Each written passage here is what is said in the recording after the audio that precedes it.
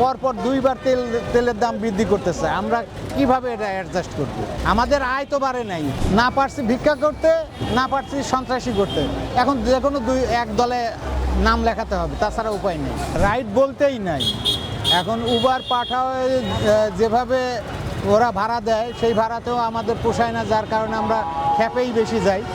তো সেই ক্ষেত্রে আগে যেখানে আমরা খ্যাপে 200 টাকা ভাড়া যাইতাম, এখন 120 টাকায় যেতে হয়।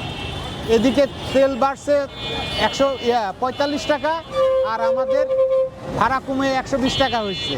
এখন না পারছি ভিক্ষা করতে, না পারছি সন্ত্রাসী করতে।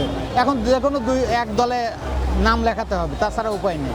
200 টাকার ভাড়া ওই 120 টাকা, মানে 120 টাকা বা 100 টাকা এখন সিটামল ট্যাবলেটের মতো হয়ে গেছে। মানে যে যেখানেই যাক 120 টাকা। 500 টাকার ভাড়াও 120 টাকা, 120 টাকার ভাড়াও 120 টাকা, আর 200 টাকার ভাড়া তো 120 টাকা। গত মাসেও ধার কর্জ, এ মাসেও ধার কর্জ, মোটামুটি 1-8 বছর ধার কর্জের মধ্যেই আছে। মানে অ্যাডজাস্ট করার সুযোগ নেই। কোথাও থেকে নিয়ে এসে সেই স্থান পূরণ করাই তো অ্যাডজাস্ট। আমাদের আনার কোনো জায়গা নেই।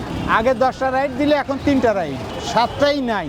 তারপরেও আবার 200 টাকার ভাড়া 120 টাকা। এখানে আসি 4.5 ঘন্টা বসে, অথচ যাওয়ার মতো কোনো টিপ পাইনি। 4.5 ঘন্টা একটাও পাইনি। মানে যাত্রীরাও ভাড়া দিতে চায় না, যাত্রীরা উঠতেও চায় না।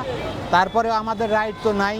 সরকারে মানে আমরা দোষ দিব কি আর তার সুনামি গাইব কি? সে পরপর দুইবার তেলের দাম বৃদ্ধি করতেছে। আমরা কিভাবে এটা অ্যাডজাস্ট করব? আমাদের আয় তো বাড়ে নাই। আগে 10টা রাইড মারলে এখন মারি 3টা, 7টা বা 5টা।